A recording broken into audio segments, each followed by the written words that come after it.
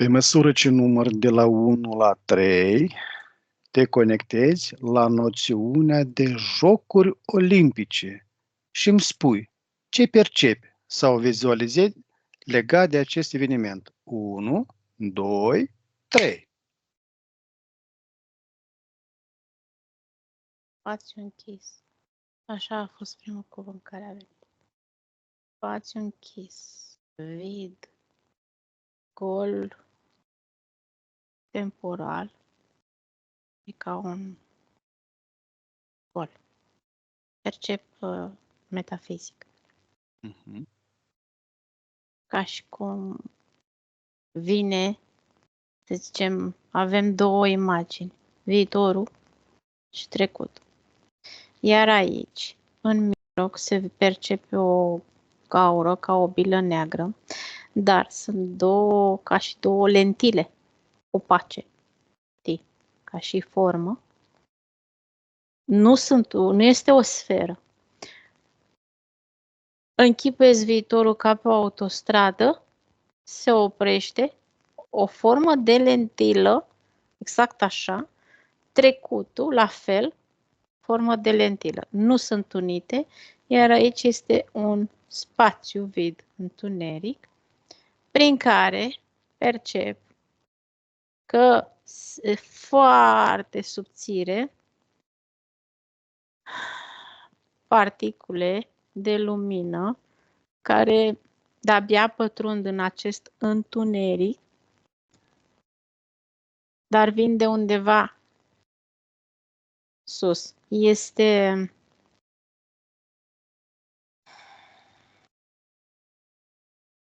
cum ai ține, știi, deci că este ca ceva ținut de sus. O graniță s-ar percepe între trecut, prezentul care se formează și viitor.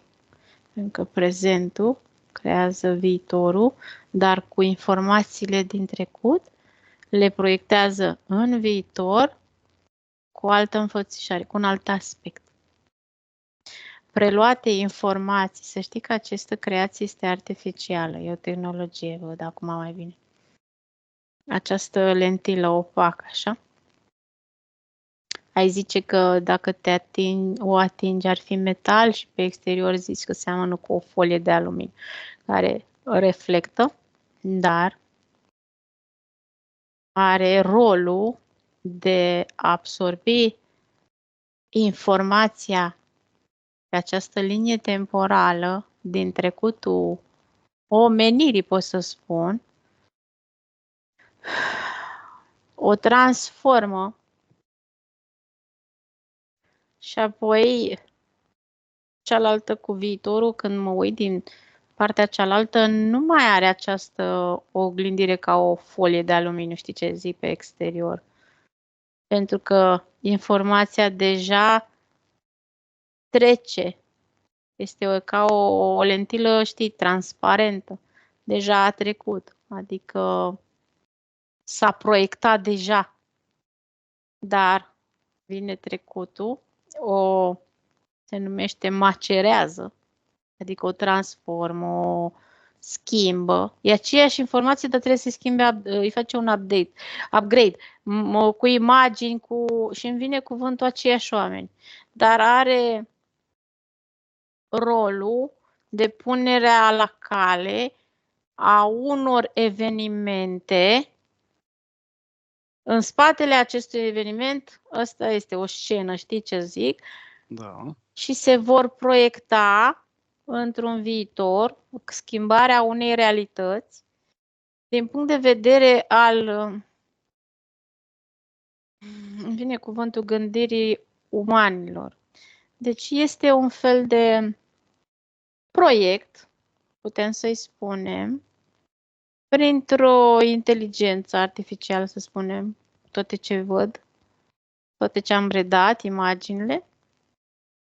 Și asta în metafizic se lucrează.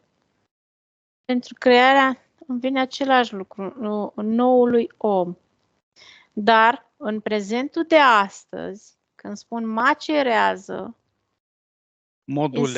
Modulează. Da, dar trebuie să aibă o stare de stagnare,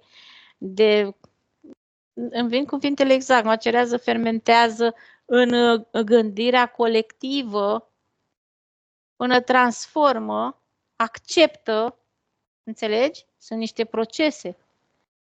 Și apoi, ce face gândirea colectivă, cu conștiința colectivă? O proiectează în viitor. Dar e ca și cum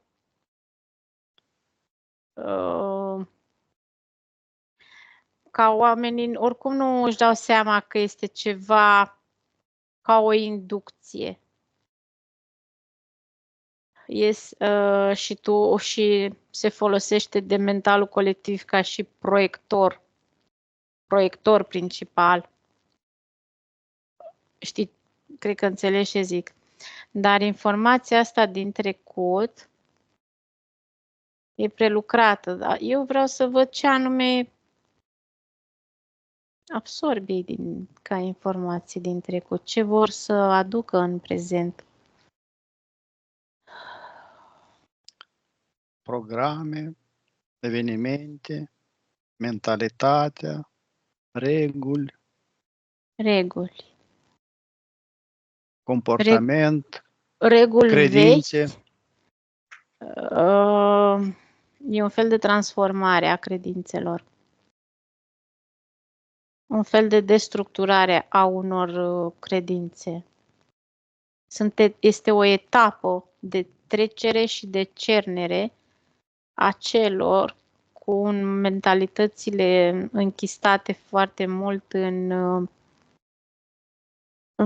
mi arată așa în jos, adică imaginea, în credințe.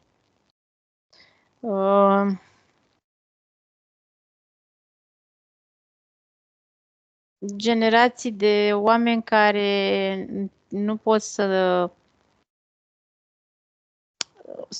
meargă mai departe din punct de vedere al neacceptării schimbării vremurilor, tot ce se întâmplă, este un fel de trecere și cernere totodată, pentru că în întunericul ăsta între două aceste lentile, totuși se simte o dinamică, chiar dacă este un vid. Se percepe ca și cum în întunericul ăsta trece omul vechi și iese omul nou, dar nu trece nou că ești tu altul, ci e totul prelucrat. Cu vechiul transformat un pic, da?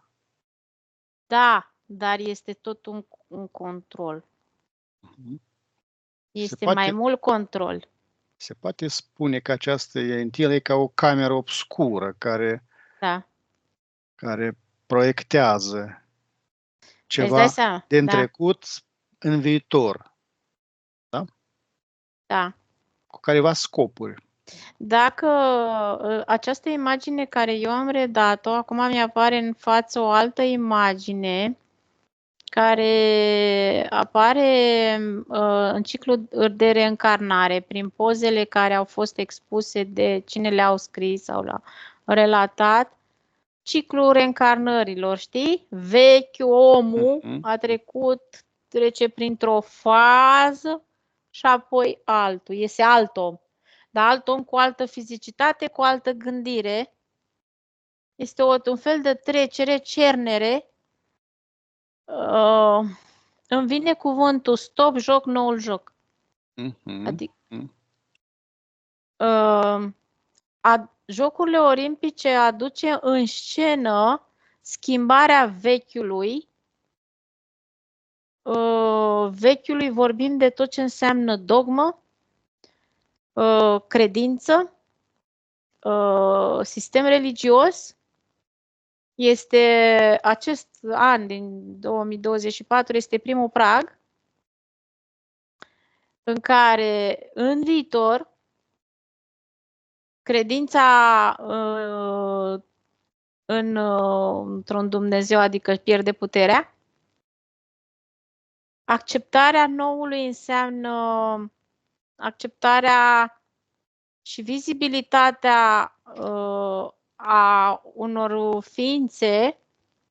Nu vorbesc de apariția acum că apare extraterestru nu știu care și îl vezi cu ochii fizici, pentru că este un proces de transhumanță aici, al fizicului, care va avea procesul loc în viitor, într-un timp, nu poți să-l schimbi rapid.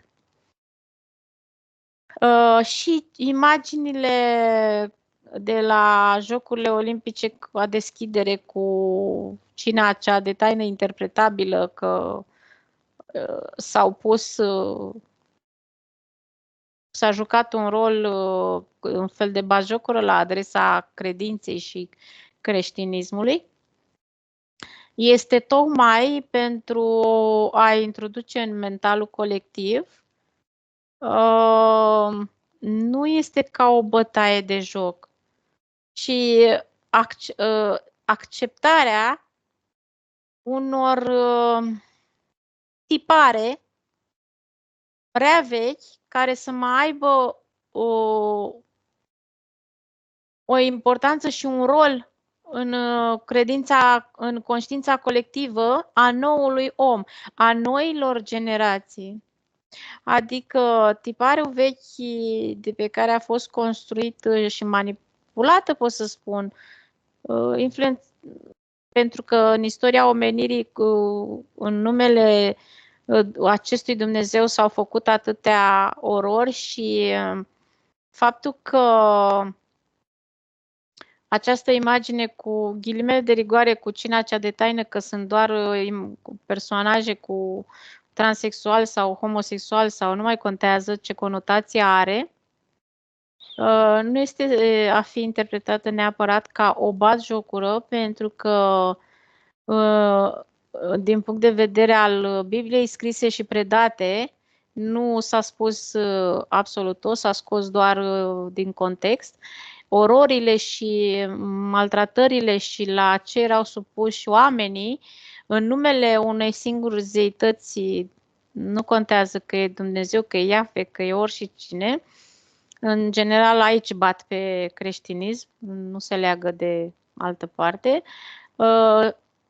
Nu înseamnă că acel Dumnezeu este doar bunătatea întruchipată și că lucrurile și ororile au fost și în trecut, la care oamenii erau pasibili de asemenea atrocități, doar că au fost ascunse sub o perdea, date la spate și a scoate în evidență doar taci, nu cerceta, înghite, în numele lui, lasă că e un loc nu știu ce, dar acum toată scena care a fost la Jocurile Olimpice a fost creată în mod special ca să arate exact că aceste lucruri, vorbim de homosexualitate, vorbim de transsexualitate, orice, și transhumanța respectivă au existat și vor exista mereu, încă de vremea lui Socrate, că nu vrea mentalul colectiv să-l acceseze, pentru că este îndoctrinat, pentru că i s-a scos i s-a dat doar ce i s-a vrut să îi se dea și atât. Și este structurat în așa natură încât să respingă că așa ceva Dumnezeu nu face, face doar diavolul. Ei asta au avut în scenă. Aceste lucruri au existat în istoria omenirii atât de către și alții care nu au fost niciodată expuse, vorbim de biserică și de toate ascunzișurile ei și de toate atrocitățile care s-au făcut în subteranele bisericilor. Ei au făcut printr-o scenă să redea ceva ce nu-i convine mentalului colectiv. Exact, este, cum să spun, au făcut-o punct ochi, punct lovit. Au lovit fix unde trebuie, în mentalul colectiv. De noile generații nu mai sunt cu același mod și tipar de gândire. au mentalul mai maleabil, mai modulat, un Vor pic mai... accepta? Nu este o acceptare, cât este o indiferență, adică este cum să zic, o normalitate a umanității în general, că așa a fost tot timpul. Tot timpul. Nu că sunt acum în vremurile astea sau că ele au fost la alții și că la alții nu și că nu. Tot timpul au fost. Tot timpul. Noul mental al generațiilor nu este nici de acceptare, nici de indiferență, este ceva ce el are informația din toată istoria omenirii, o accesează în softul lui, că așa a fost mereu pe aici. Dar vorba aia, să nu mai dăm cu pietre în alții. Să un fel de neacceptare a tuturor. Știi ce zic? Adică, chiar dacă nu-mi place mie, asta nu înseamnă că nu-ți place și ție. Ceva de genul. Oricum au lovit foarte bine, punctat, îmi place, adică nu că îmi place mie, au punctat foarte bine, a destructurat foarte bine și a dat în religie în mod special. Acolo a avut țintă. Retrag cuvintele. N-am eu treabă cu Jocurile Olimpice și cu ce fac ăștia, dar au vrut să relateze ceva. Este vorba de mentalitatea care va fi a noilor generații și noua gândire. Cam asta este, din punct de vedere metafizic, ceea ce am expus adineauri, pentru că și, într-adevăr, că am văzut că este ceva, inteligența artificială ajută prin stimularea impulsurilor nervoase în creierul umanilor, să stimuleze, cum să zic, se fac niște ca un fel de curent, ca un fel de electricitate, accesarea a unor memorii din ADN, adică în ADN-ul uman. Fiecare corp în parte își poate accesa în ADN-ul lui de uman informația din istoria omenirii. Observ că este în soft, că este în stare latentă, inactivă, nu contează cum. Informația există despre, știi, în ADN-ul nostru, ca uman, nu doar pe arborele genealogic, istoria omenirii. În general, de la ce percep eu acum ca informații. Și cam cu unde fonice, cu unde sonore, cu unde se creează impulsuri fix nervoase pentru a activa și a accesa și a stimula. Lucrurile astea se fac treptat. Bine, oricum ai atins și multe idei din întrebările pe care le-am pregătit. Mergem la următoarea întrebare. Da. Cine era, sau chiar și este, Zeus, în cinstea căruia s-a început în antichitate Jocurile Olimpice?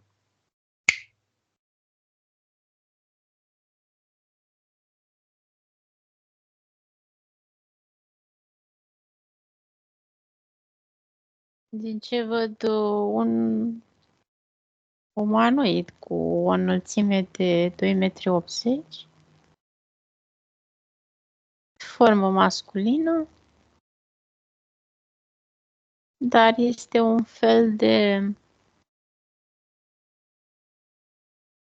înfățișare, din ce văd eu, a trăi în fizicitate era foarte scurt, nu putea să rămână într-un corp. Pentru că la nivelul capului zici că este ca o hologramă care dispare și corpul și după aia iar își face apariția și după aia iar dispare, dar tot începe de la nivelul capului. Apariția în realitatea 3D era foarte scurtă. a unei entități care își lua o imagine cu forma noastră de corp, doar că o imagine mai înaltă, pot să zic, da? Pentru că nu putea să aibă, să coboare în 3D, filtre, corpul numește filtru și folosea formă de imagine. Din ce văd eu, era ca o conștiință proiectată și vorbea printr-o inteligență artificială, cum o definim noi, pentru că este o proiecție. Da? Deci închipuie o hologramă care vorbește și știm că există, noi știm că există acum, dar ele existau și atunci. Condensare astrală?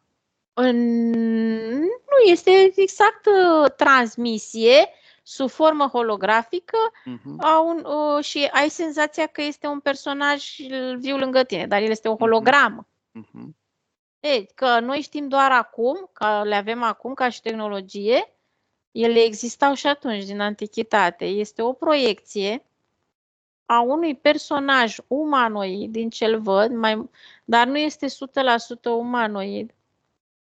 Este o hibridare, din ce văd, care proiectează, dă niște reguli, asta văd, un fel de reguli.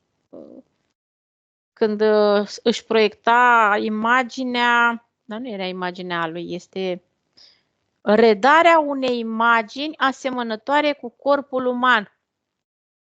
Pentru că eu îl percep cu cap de acvilă. Deci este un falconoid. Are cap de acvilă.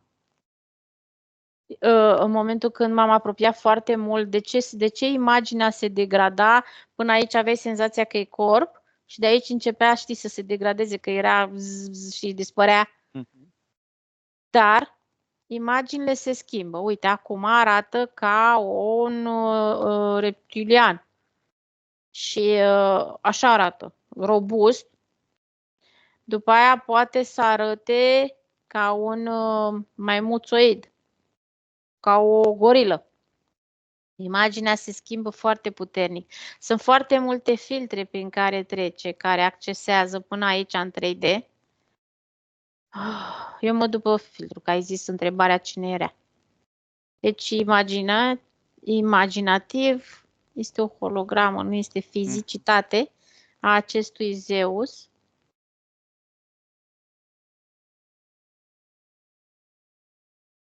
De fapt, este vorba de expresia eu sunt. Eu sunt. Decodarea numelui, da? Eu sunt, da, da. Eu sunt. Și mă duc imediat.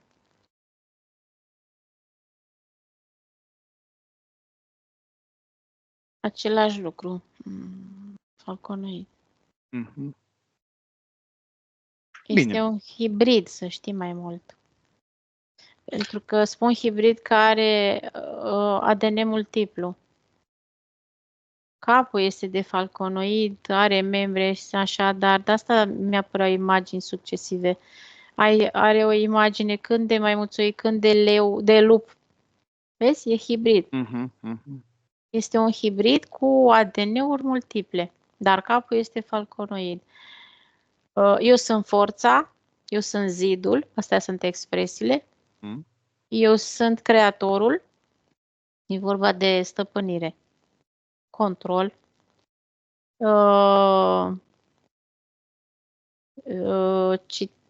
Iau o informație din soft. Eu sunt cerul și pământul. Mie mi te supui. Dar nu lipsește, fii atent, că nu transmite eu te-am creat ca idee. Nu există asta în softul lui. Când a zis, când am descifrat mie mi te supui, am văzut acel, cum se numește, toiag, în care în momentul când a zis mie mi te supui, te lovea cu el, adică să creeze panică, frică.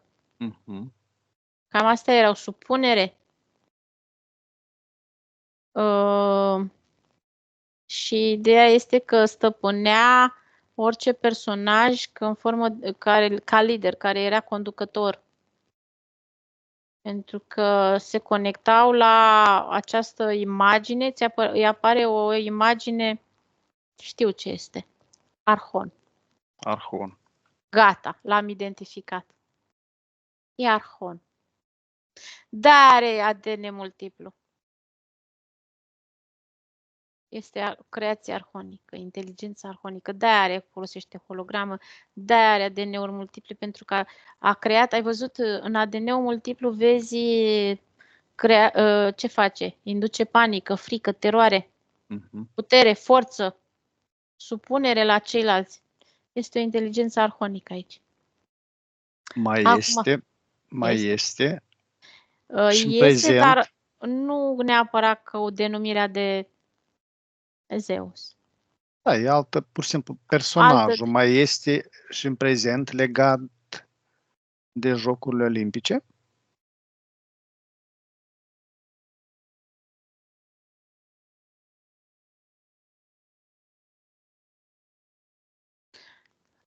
Stai să mă deconectez de acolo. Te ajut? La 3-ul meu, te deconectezi și te conectezi la informația dacă în prezent el mai reprezintă Jocurile Olimpice. 1, 2, 3. Nu că este reprezentant, este Cinstit ca... Da, în cinstea lui este, dar nu neapărat.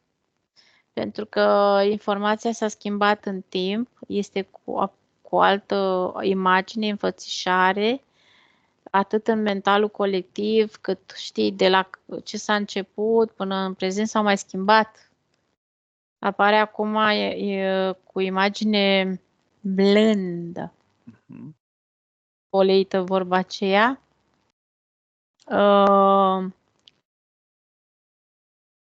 Ai spune că este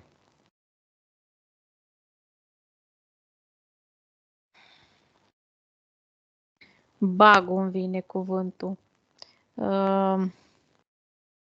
Virusul. El este virusul în mentalul colectiv. Virusează tot. El este, nu că Zeus, nu are treabă cu Zeus în primul rând. Știi ce zic? Este un arhon. Da. Și de fapt nu este unul, este arhoniștii se grupează, se regrupează, se creează, se modifică. Ai spune că este o inteligență arhonică, o inteligență arhonică. Are și un nume? Este un virus. Bine. Să mergem la următoarea întrebare. Care au fost scopurile desfășurării acestor evenimente sportive în trecut și în prezent? Caut această informație exclusiv în planul fizic. Ce captezi?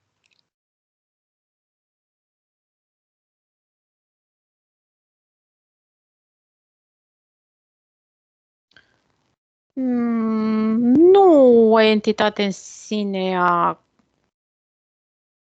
crea, să spunem, ideea de bază la care s-a pornit de a face o competiție în abilitățile fizice a unor și a crea, ceva competitiv în treaba asta. Nu este, din ce văd de aici, cum să spun, tot ideea a pornit de bază, gen ar fi benefică în prima fază pentru dezvoltarea prin capacităților sportive, prin puterea exemplului și adică de ce este capabil un corp. Cam aici de aici a pornit o idee, dar nu cu scopuri ascunse, dar nu de fapt nici în prezent nu e un scop ascuns neapărat, dar este, să zicem, cât de cât, pentru că Preluat ceva, da? s-a preluat, s-a degradat în timp, deoarece tot timpul la un astfel de eveniment, lumea este focusată pe un punct, adică pe un joc și de desubt jocul de culise altceva, adică să acopere evenimentul respectiv, ceea ce se întâmplă în spate, alte evenimente care nu trebuie, cum să zic, totul e o concentrație pe o singură chestie și de desubt după aia se fac altele. Mașinații ca idee. Dar ideea de bază din trecut era de ce este capabil un corp uman din punct de vedere fizic, ce capacități poate să aibă.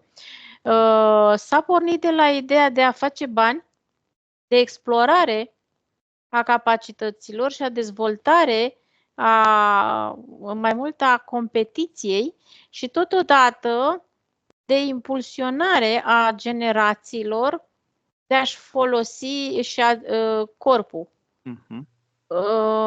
Dar ideea de bază o percep la bani. De face bani. Care este și în prezent, care persistă și în prezent. De face bani. Asta îmi vine constant. Bine. Acum, la 3-ul meu, observ scopurile desfășurării acestor evenimente sportive, dar în raport cu planul metafizic și îmi spui ce vizualizezi? 1, 2, 3.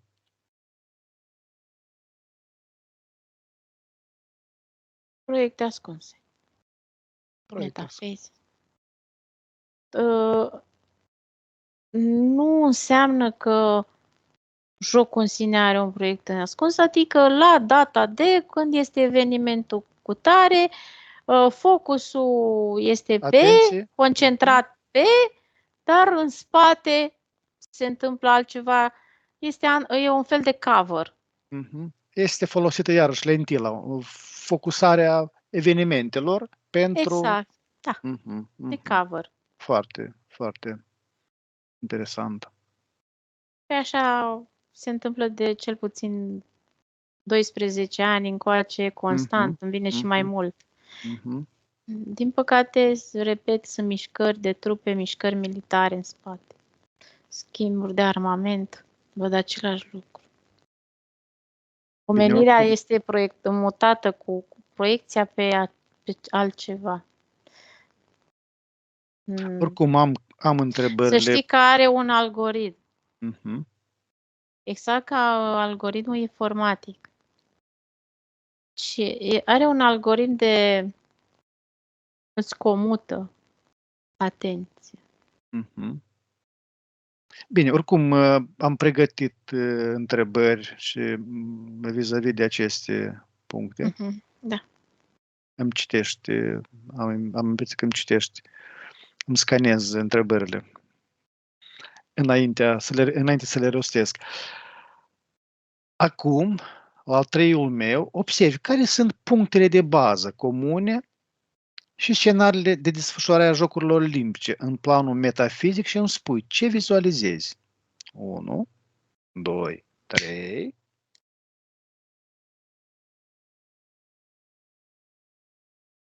O invazie, ai spune, extraterestră, s-ar zice că s-ar pune într-un prim plan.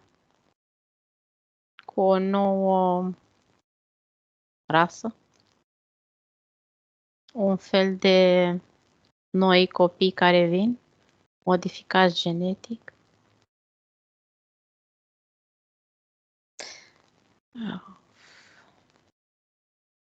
Vor fi apariții foarte multe pe media cu copii care se nasc modificați, dar va fi așa un fel de vai, ce săracul, ce boală are, vai, dar ei sunt apariții, peste noapte nu sunt născuți, să ne înțelegem. Nu-i naște nicio femeie. Da, sunt de laborator, nu? Da, dar nu sunt în laboratoarele de pe Terra. Da. Sunt în laboratoarele de pe Lună și de pe Marte. Sunt. Noile generații vor fi infiltrați printre noi. Au un loc de creier soft. Ce face? Înregistrează. Înregistrează comportamentul tot. Adică un fel de mim. Copiază. După aia vor fi schimbați, că au o durabilitate până la 6 ani. Apar alții. Se schimbă. Nu au corpuri de...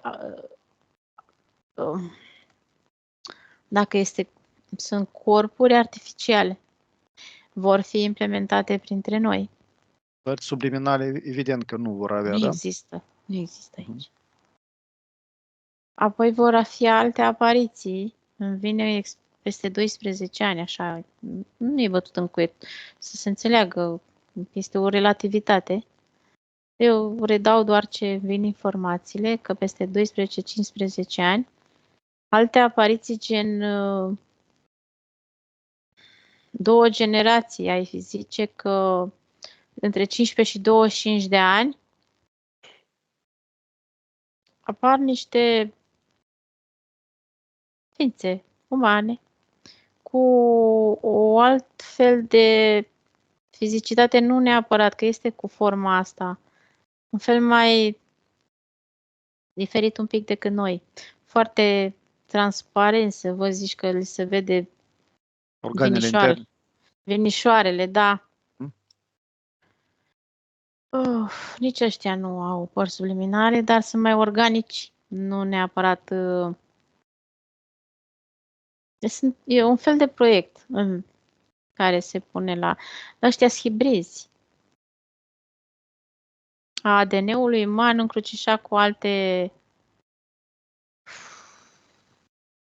Acum văd. Relevarea ADN-ului uman care s-a făcut în tot timpul în aceste laboratoare și sunt produsul. E un produs. E ADN-ul nostru uman hibridat cu o altă specie care nu poate intra în 3D, că nu se pot materializa. ADN-ul uman doar pentru materializare? Nu, această nouă rasă care va intra pe Terra în viitor, dar începe încet, nu se poate materializa ca o parte, dacă n-ai parte subliminală, nu se poate materializa. Nu neapărat, le trebuie corpuri prefabricate, cât mai organice, ca să poată să intre. E această nouă rasă de o specie, ai spune umană, dar nu este. Nu au părți subliminale. Sunt prelevate foarte multe celule stem de la umani, din toate laboratoarele unde se stochează celule stem. Este preluat ADN uman din tot felul de fetușuri care s-au declarat morți la nașteri, dar de fapt nu au fost așa. Exportați în fiole speciale pentru a menține viața. În aceste laboratoare, aici văd și mai mult pe Marte, nu neapărat pe Lună, în care se face proba cu, cum să zic, ADN uman cu ADN al acestor ființe ca rasă. Arată foarte transparenți, au cap așa albicios. Dar este foarte alb, ca laptele, albăstrui. Nu se pot materializa în fizicitate. Nu au ca noi organele, înțelegi? Și ei o să fie ca un fel de invazie percepută de noi. Din ce observ. Ok, asta va fi într-un viitor.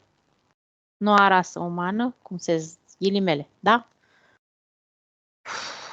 Ceea ce se întâmplă acum, acele jocuri de culise, cu armament, cu toate cele, este pregătirea militară militară ține neapărat, nu neapărat, militară, deci rasa reptiliană se pregătește și se pune la punct peste tot. Vor fi împânziți peste tot, în subterane, în catacombe, în orice, pregătiți, pentru că ei știu când va veni această nouă rasă. Este un fel de amenințare. O invazie înseamnă amenințare, cotropire. Din păcate o să fie un fel ca un conflict. Dintre cine? Între și noi, vorba aceea noi ca umani, dar nu neapărat cu părsul noi, vorbim de... Merge vorba de arhoni? Stai că n-am ajuns la arhoni. Că până la urmă și tot rasa reptiliană are inteligență arhonică și sunt ăștia la posedați la fel. Eu spun așa, și reptilienii care dețin corpuri pe Terra și conviețuiesc aici de atâta timp, în corpul ăstea ca ale noastre și sunt pe sfera militară, că se pregătesc cu armament, cu împânzesc peste tot, se pun la punct, pentru că ei știu că într-un viitor va fi o invazie cu această rasă care va veni să locuiască pe Terra. Terra nu este nici a lor, nu e nici este o planetă, da? Terra este, pur și simplu este. Ideea este de ce să creează, din partea asta se creează o frică, o panică, se simte. Și de ce se pun la punct cu o pregătire? Pentru că ei se pun la punct cu pregătire, cu armament, în schimb ăștia vin cu o altfel de inteligență, este hipnotică. Ai înțeles? Când spun hipnotică, nu-i trebuie nicio armă. Și totodată ai spune malefică. O inteligență.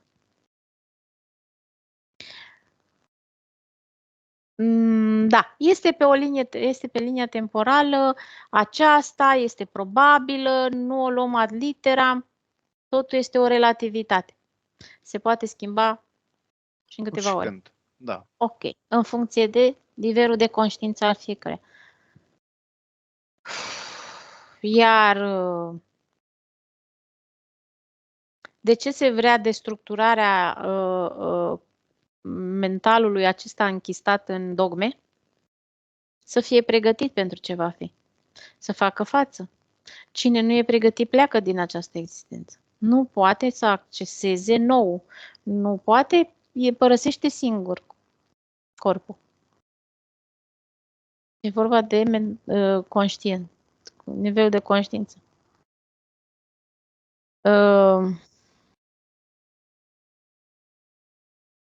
Cam așa stau lucrurile, momentan.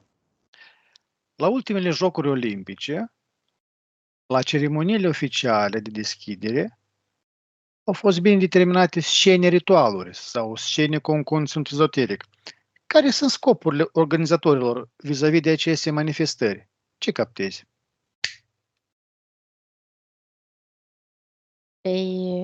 Manifestarea este fixă a entităților.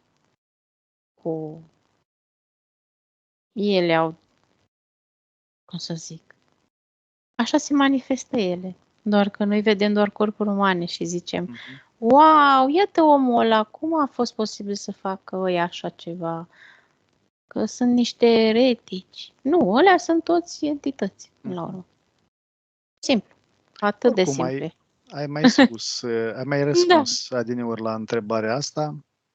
Dacă mai ai ceva de adăugat, o poți face. Să nu ne mai mirăm de alții, pentru că chiar dacă au un corp, ca al nostru, nu înseamnă că în interiorul lui este... De același conținut. Da. Știi ce zic?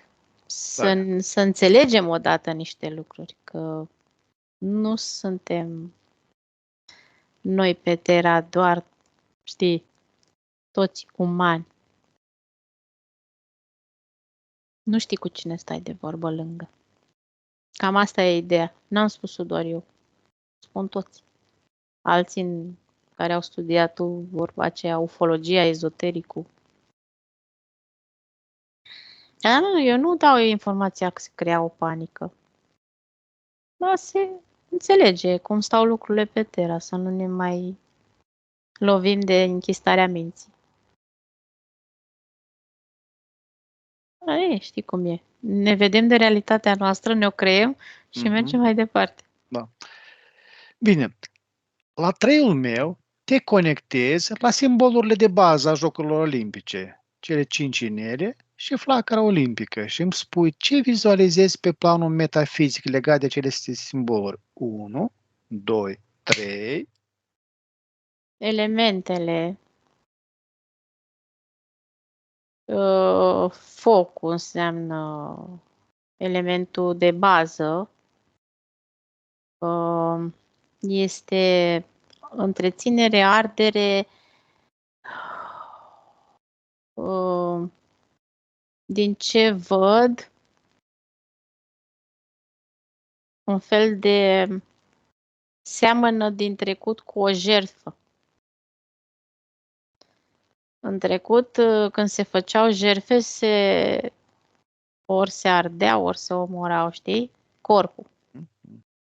Aici, din ce văd, când văd cercurile și flacăra, sufletele.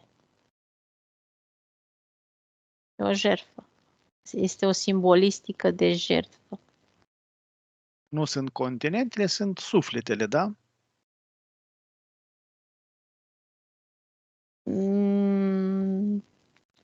Conotația ca și plan fizic nu are treabă cu Metafizicul. Nu are nicio legătură aici. Nu. Înlănțuirea unui sufletelor. Deci, un pic atenți.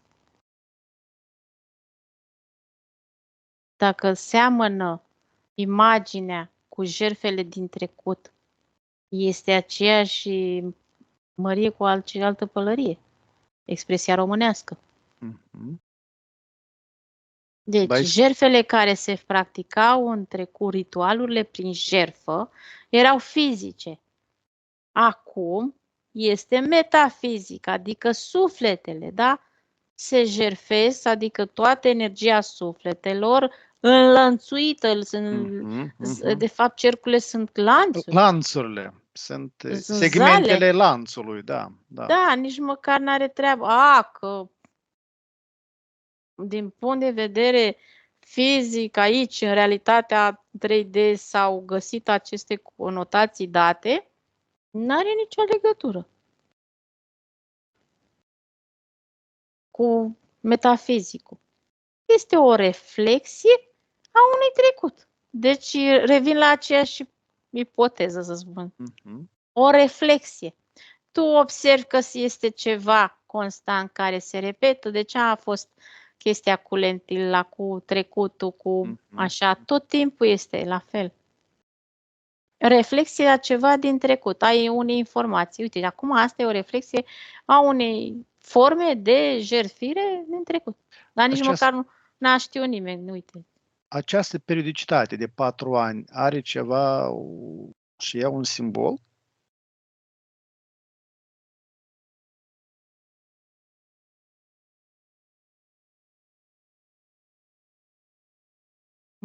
Ia ajută-mă un pic, că nu...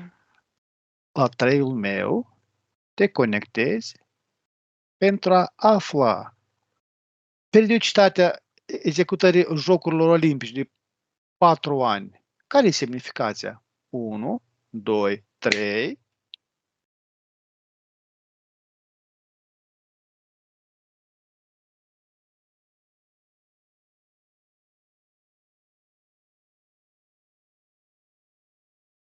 Patru ani fizic, dar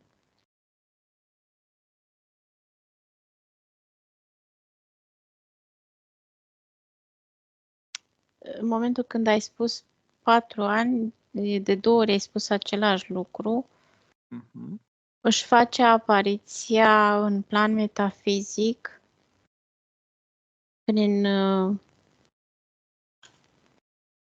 portaluri de dimensiuni cu minus, tot felul de entități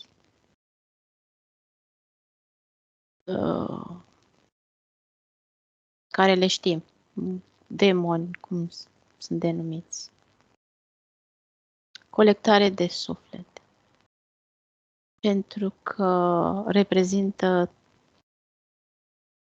exact, are legătură cu jertfele din trecut. Colectare. Din păcate, ce se vede, foarte mulți concurenți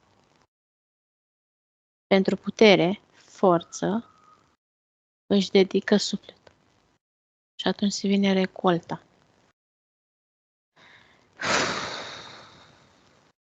Urât. Urât. Bine. La deschiderea Jocurilor Olimpice de la Paris a avut loc multe surprize. Am luat cuvântul surprize în ghilimele.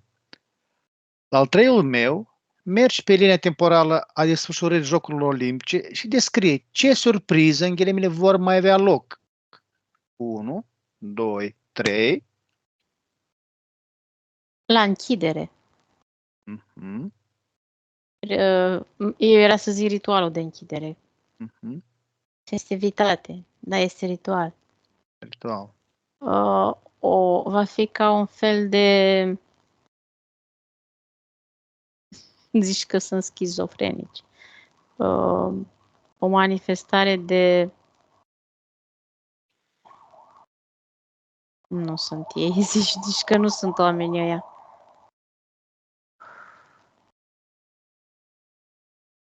De psihoză, de ceva... O manifestare foarte ciudată, pentru că aceste corpuri nu sunt ele, nu sunt umani decât ca formă. Sunt... ai zice că atunci entitatea care locuiește în corpul respectiv, prin aceste festivități, se manifestă ea în libertate, cum să zic. Are scena pentru a se manifesta, da? Da, adică ideea de bază care este? Noi suntem aici. Înțelegi ce zic? Da. Ei, entitățile. Să știți că noi suntem aici. Ceva de genul. Da, da. Cine sunt, cum să zic, sunt oameni care nu impactează informația nici în plus, nici în minus, pentru că la nivel de conștiință și-au activat, ce am zis eu mai devreme, din memorie. Când observă cu ochii fizici ce se întâmplă, nu-l impactează cu nimic. Merge mai departe. Da. Dar asta nu e... memoria da, de nedene. Nu este, cum să zic, manifestările nu au legătură cu ăștia. Îi impactează pe ceilalți. Manifestări ale acestor ființe. Nu mai contează. Care locuiesc în corpul uman. Nu contează cine este. Nu înseamnă că ele se manifestă doar la anumite evenimente. Sunt peste tot în lume, printre noi, pe stradă, îi vezi cum se manifestă. Ei sunt. Și atât. Elena, atrage atenția pe această linie temporală la data de 8 august. Și spunem, este ceva legat de această dată? Vreun eveniment? O culegere de suflete? De energie?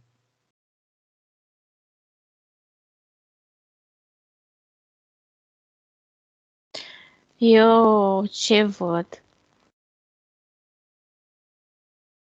Asta e Terra. Și văd ca un fel de, nu știu dacă e portal, o deschidere. din planul astral, să zicem, metafizic. Arată ca diametru așa de groasă. Este doar un foarte mare semicerc de energie care el e de fapt un cerc, dar nu se vede pentru că e dimensiunea 4. Nu este în cercul așa, este oblic, înțelegi?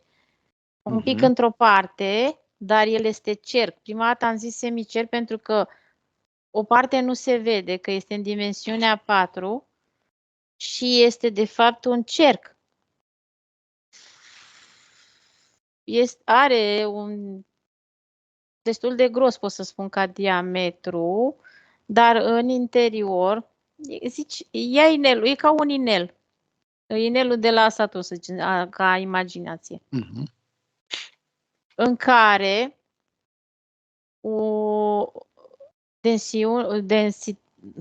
îmi scapă cuvântul. Dimensiunea 3 cu 4 sunt deschise. Sunt deschise.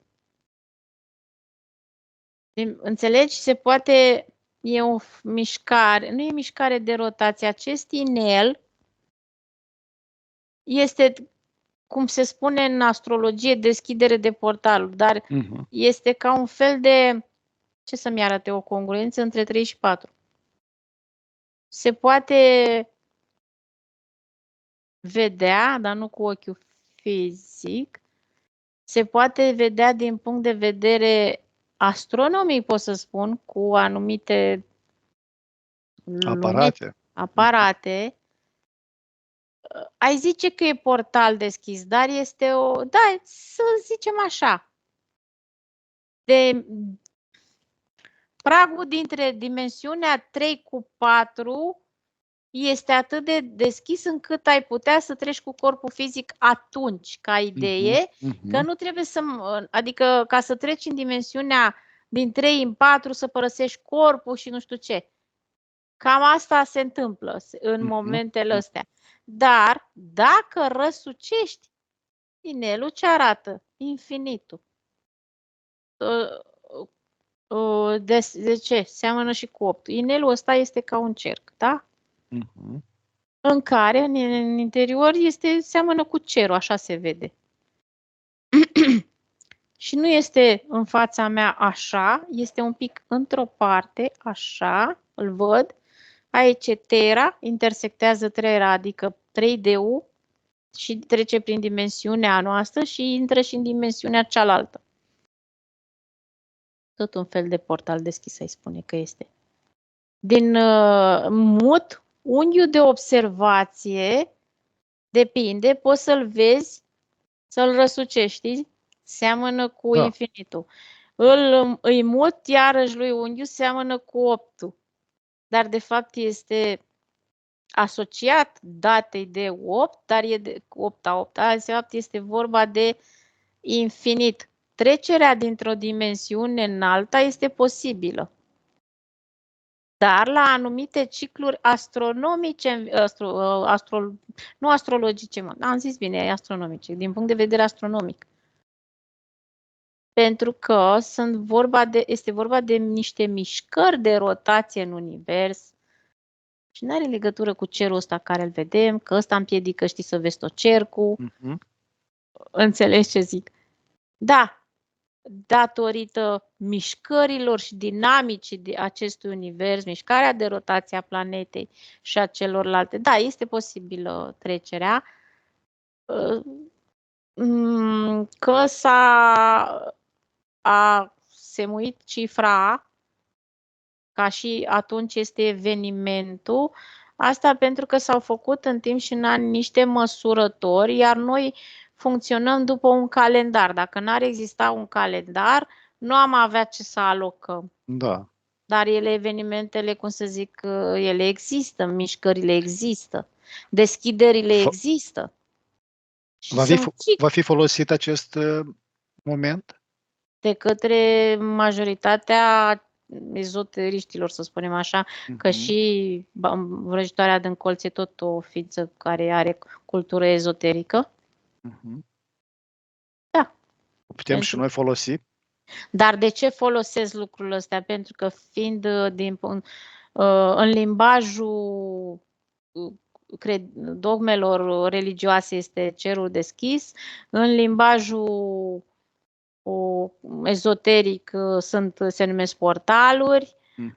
este un flux de energie foarte puternic care nu se poate resimți în dimensiunea noastră, acces la informații, acces la, cum să zic, un fel, dacă ai fi pe fază,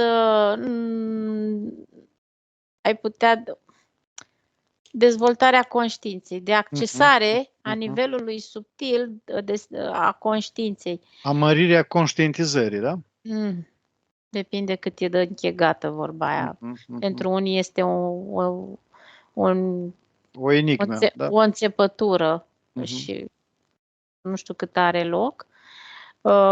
Să răspund la întrebarea a putea și noi folosi, este fiecare folosește pe nivelul lui de cultură și de cunoaștere.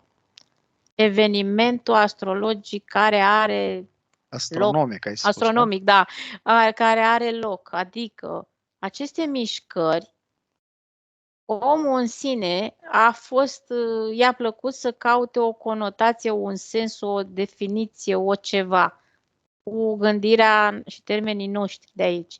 Dar ele au existat și vor exista aceste mișcări tot timpul. La E un Olimpiadă, flux de energie ca idee. la Olimpiadă se va manifesta acest eveniment astronomic? Este vorba de dimensiuni, n-are treabă fix cu...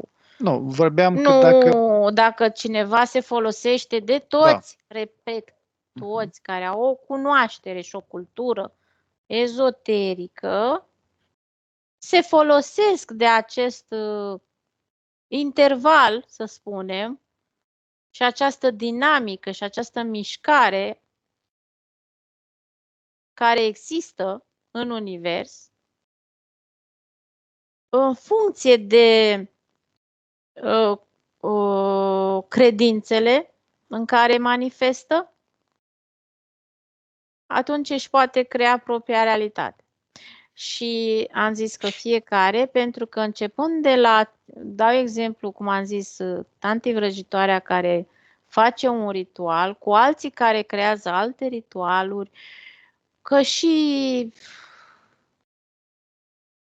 incantația de orice formă externă a unei entități nevăzută este tot un ritual. Nu mai dau explicații că după aia iscă polemici. Și, cum să zic, toți care știu se folosesc de acest flux de energie ca un fel de un val de energie care trece prin dimensiunea 3, ca să zic așa. Și după aia se va închide lucrul ăsta.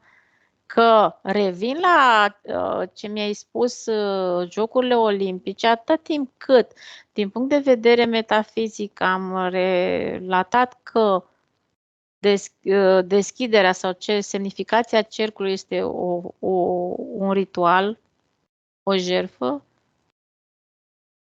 nu a fost pus întâmplător evenimentul respectiv să corespundă cu o ciclu respectiv care are loc, deci toate sunt în legătură. S-a studiat, totul se studiază. Da.